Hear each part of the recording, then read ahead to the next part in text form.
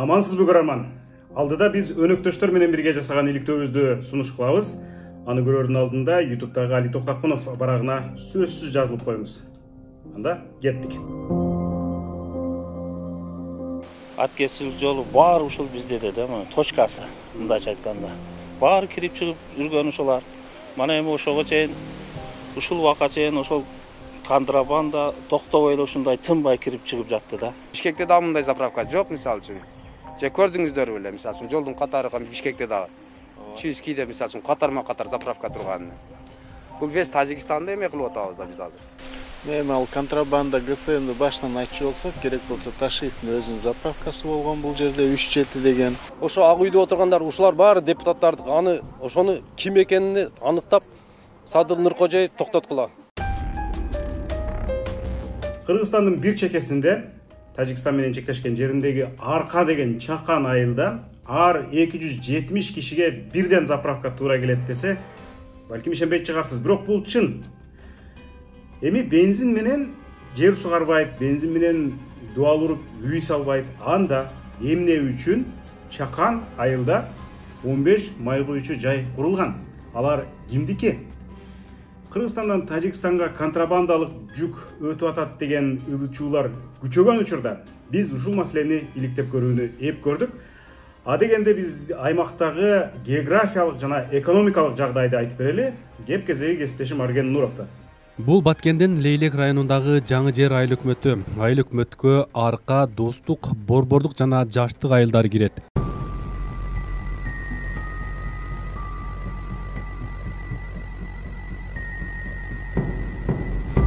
Бул айылдар апрелдин аягындагы чек ара жаңжалында катуу жабыркагандыктан аталыштарын көпчүлүк жакшы эле билип калышты окшойт. Өзгөчө Арка айылы биздин иликтөө ушул айылдын тегерегинде жүрмөкчү.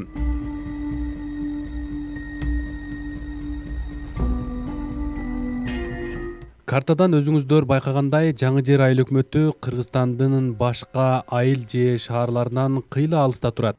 Маселен, бирден Лейлек районунун борбору Исфана шаарына чейин машина менен 2 сааттык жол. Ошол эле учурда коңшу Тажикстандын экинчи чоң шаары Худжантка Арка айылынан жарым саатта жетип барууга болот.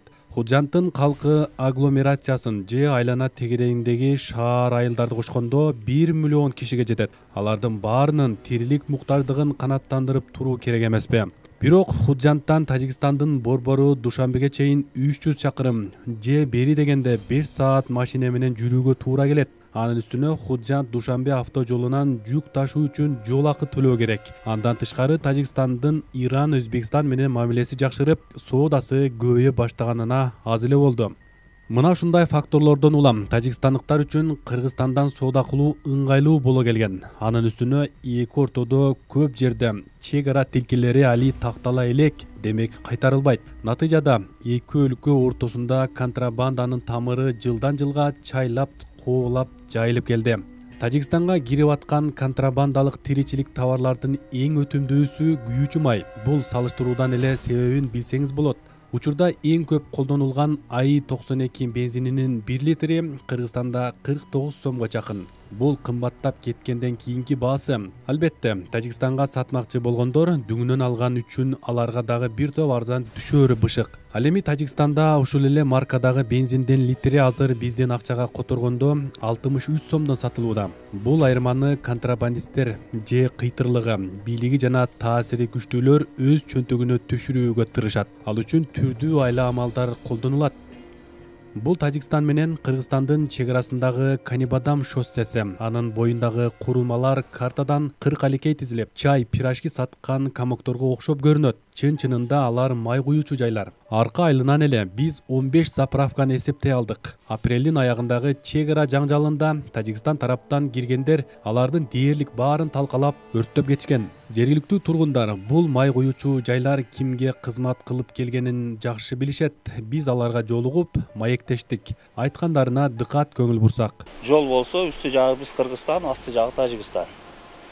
Бирок ушул контрабанда бар жок ушул биздин ушул жерден кирип чыгып жүргөндө мына бензин барбы, аткезчилик жолу баары ушул бизде да, точкасы, мындайча айтканда. Баары кирип чыгып жүргөн ушулар. Мана эми ошого чейин ушул убакка чейин ошол контрабанда токтобой эле ушундай тынбай кирип чыгып жатты да. Эл билет да, мунун баарын эл билет, эл көрүп жүрөт. Булар баары кирип жүргөн, эми санын точно айта албайбыз, бирок келген фуралар бензин барбы, продукта барбы, эмелер бар ушул жерде Тажикстанга кирип жүргөн да баары. Кадимкидей заправка кылып коюп чыгып кете берет. Жолдун үстүгө кирип, заправкага кирип, заправка кылып чыгып кете берет. Кээ бир машинелерге муну усилить этип, режиссерлорду усилить этип, бир тонналык бактарды коюп алган. Ошолорду толтуруп коюп чыгып кирип кетет. Биздин өзүбүздүн 1-2 айылга мына достук аркы айылга бир заправка жетишти. Анан жашсык айылына дагы бир заправка жетишти, болду. Заправка мынча заправканын не кереги бар? Бишкекте дагы мындай заправка жок, мисалы үчүн. Же көрдүңүздөр беле, мисалы үчүн жолдун катары Бишкекте дагы. Чүйскийде мисалы үчүн катарма-катар заправка турган. Бул вес Тажикстанда эме кылып атабыз да биз азыр. Бул жерде көп чоң күчтөр жатат. Себеби биздин айылды мына канча журналисттер келди, бүт эмеден келди. Ошолор бар келип көрүп атат заправкаларды. Көп каналдар келип туура эмес информацияларды берип атат. Себеби 8 заправка күйдү деп атат. 8 эмес, мына ушул жерде мени көрүп тургандар болсо, Лейлек районунун бүт Кыргызстанда канча заправка бар экен баары билет. Ушул заправкалар бүт баары чоңдордуку. Силер биздин элди как мишен катары койдуңар да, өзүңөрдүн бизнесиңер үчүн заправкаларды куруп алып, тажиктерге сатып, ошо ак үйдө отургандар, ушулар баары депутаттарды ошону ким экенин аныктап, Садыр Нуркожоев токтоткула.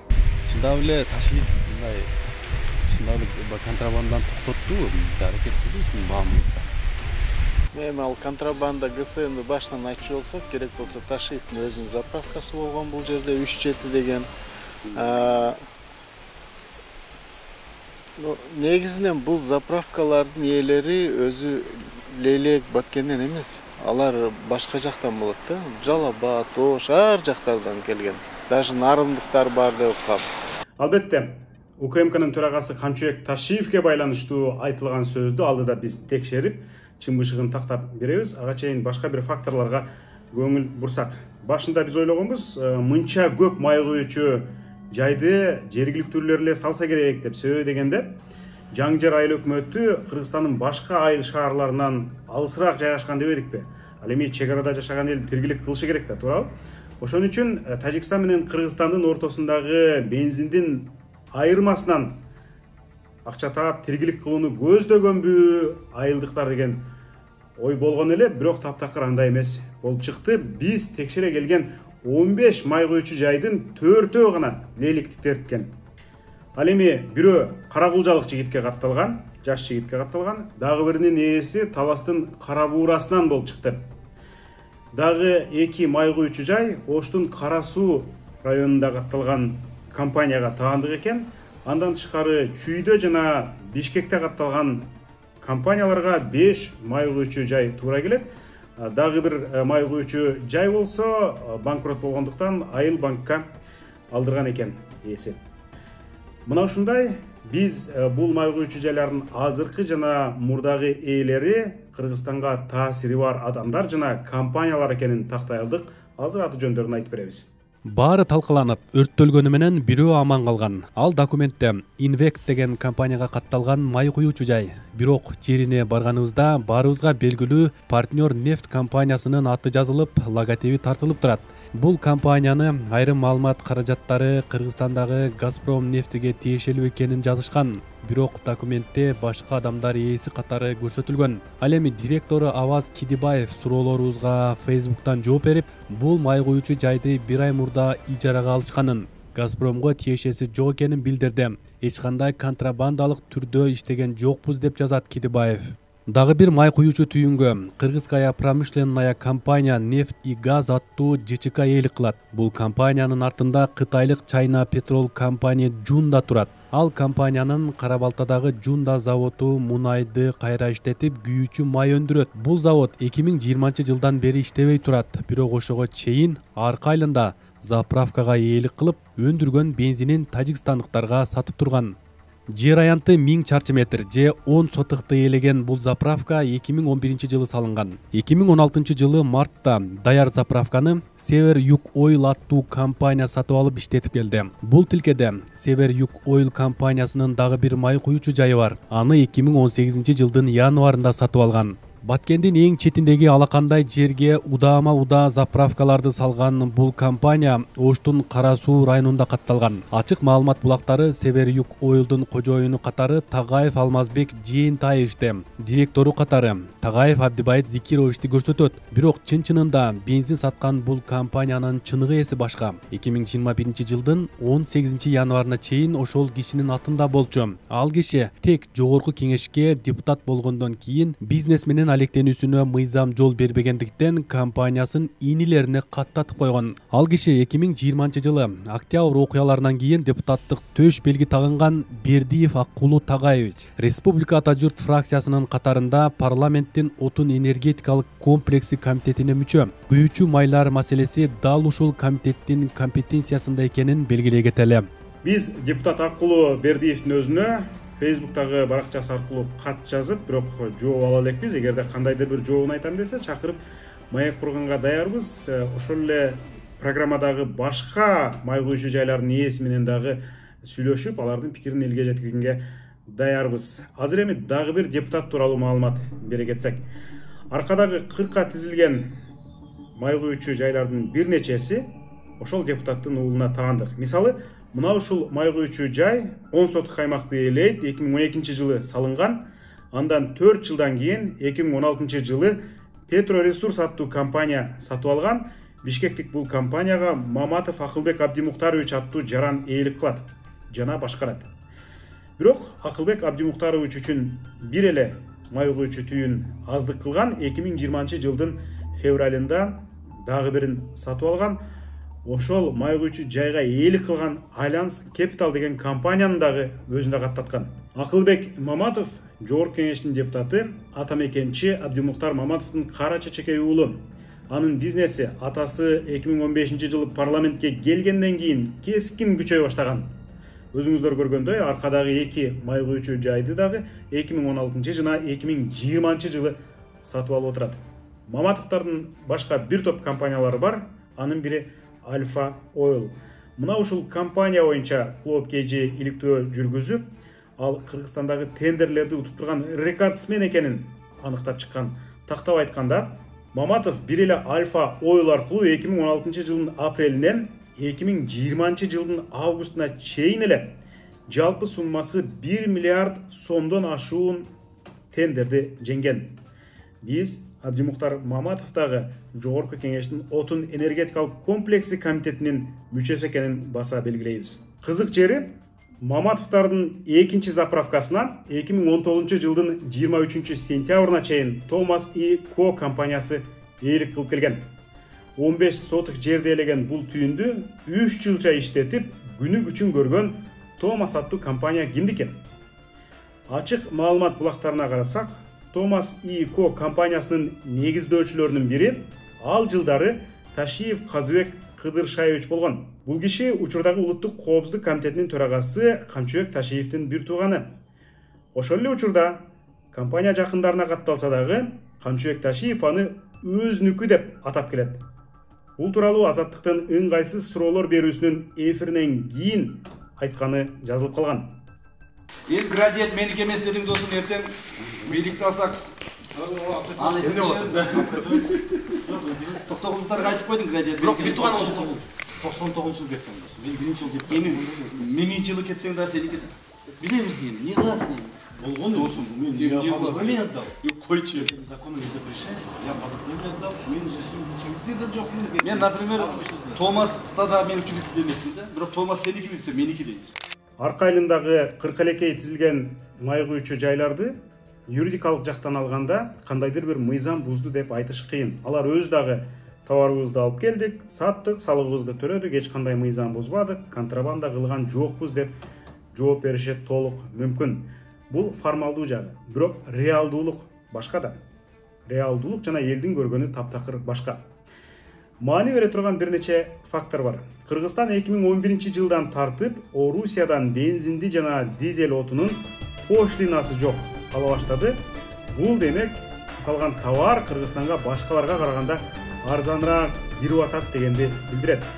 Ал эми арка айылындагы май куючу жайлар дагы дал ошол 2011 жылдардан баштап курулуп көбөйө баштаган. Анан калса чек ара айылдарындагы карапайым эл дагы, жергиликтүү азыркы жана мурдагы чиновниктер дагы өз билгендерин айтып, контрабанда күчөп кетти деп жатышпайбы? Аткесчилик жолу баары ушул бизде да, мына точкасы, мындайча айтканда. Баары кирип чыгып жүргөн ушулар.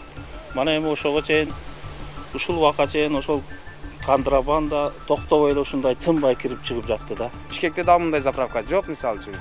Же көрдүңүздөр беле, мисалы үчүн жолдун катары Бишкекте дагы. Чүйскийде мисалы үчүн катарма-катар заправка турган. Бул вес Тажикстанда эме кылып атабыз да биз азыр. Эми ал контрабанда ГСМди башынан айтчу болсок, керек болсо Ташиевдин өзүнүн заправкасы болгон бул жерде 3-7 деген. Ошо ак үйдө отургандар ушулар баары депутаттарды аны ошону ким экенин аныктап Садыр Нуркожоев токтоткула. Бир эле айылда бир нече заправка бар, май куючу бекет. Бул атайын контрабанда үчүн курулган деген сөз бар да, ушул чын беле? Эми бул контрабанда үчүн деген эмес, эми мурда мүмкүн айыл үчүн деле заправка бир-экөө курулган, кийин дальше көбөйүп кетти да. Ал бирок алар бардыгы эле иштеп аткан. Мисалы үчүн бизден налоговыйлар келип туруп канча бензовоз келсе куйса, ошонун бардыгына жанагындай пломбаларын коюп кетишип аткан, население жасап аткан. Эми трассадан өтүп аткандан кийин заправка кылып чыгып кетет машиналар. Ошону эле кызматын аткарып жүргөн заправкалар болгон. Мен контрабанда жөнүндө билбейм. Андай контрабанда канча бензовоз менен кирип чыгып кетиши мүмкүн. Так заправкалардан андай чыкпайт. Контрабанданы токтотууну карапайым эл, чек арада кыйналган баткендиктер буга чейин бийликтен заргакшап суранып, талап кылып келишти. Апрелдеги жаңжалдан кийин элдин чыдамы түгөнүп, чек арада контрабанданы өзү көзөмөлдөп токтотууга өттү. Журналисттер алардын иш аракеттерин тынбай чагылдырып, иликтөөлөр дагы жасап келатабыз, бирок анык чечимди кабыл алып, ишти жай-жайына коюп, контрабанданы токтотуу бийликтин колунда. Бийлик саясий эркин көрсөтөт, элдин үнүн угат деген ишенимдебиз. Биз менен бирге болуңуз, бул каналга жазылыңыз, видеого комментарий жазып, бөлүшүңүз, лайк басыңыз. Саламатта калыңыз.